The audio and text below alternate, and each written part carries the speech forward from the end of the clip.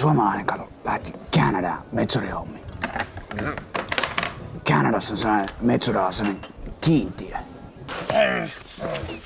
How you doodly diddle dildo? Hi. I guess we talking about 100 logs per day. 100. Aivan 100 tukkia päivässä. Minimum. Mikä muuta puutos? Ois vähän.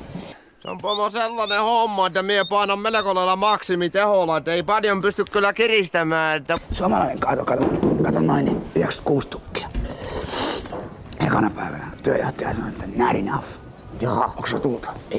Ei. Voihan me huomisiksi yrittää vähän. Well, I'll be back tomorrow. See you then. No se on varma, siihen tuus kun pommi Hiroshimaan, se on varma homma. Mikko.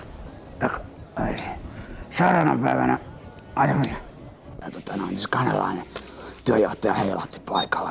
How doodly diddly dildo? How are you doing? No pretty much alright. Yesterday we talked about these logs, you know. We agreed with 100 logs per day and now we got only... Seuraavana päivänä 92. Ja noin. Joo, not enough. Tyyli kommentti. Not enough. Ei riitä. Paha homma. Joo, kun se rupes pienenee sitten saldoja. Se on nyt kyllä pomo kuule sillä tavalla jehu, että mie painan melko lailla laikka punaisena, niin ihan täysillä. Tän enempää ei pysty kyllä tekemään aikuinen mies. Well, let me see your chainsaw if it's alright. Chainsaw. Niin, työjohtaja halusi nähdä moottorisahan. Aivan Ja haluat katsoa myös sahan. Yeah. Mä seuraan. Joo. Se vetäis sun käyntiin kauheen meteliä niin. Mikä helvetin ääni tuo on? Excuse me? Mikä ääni tuo on?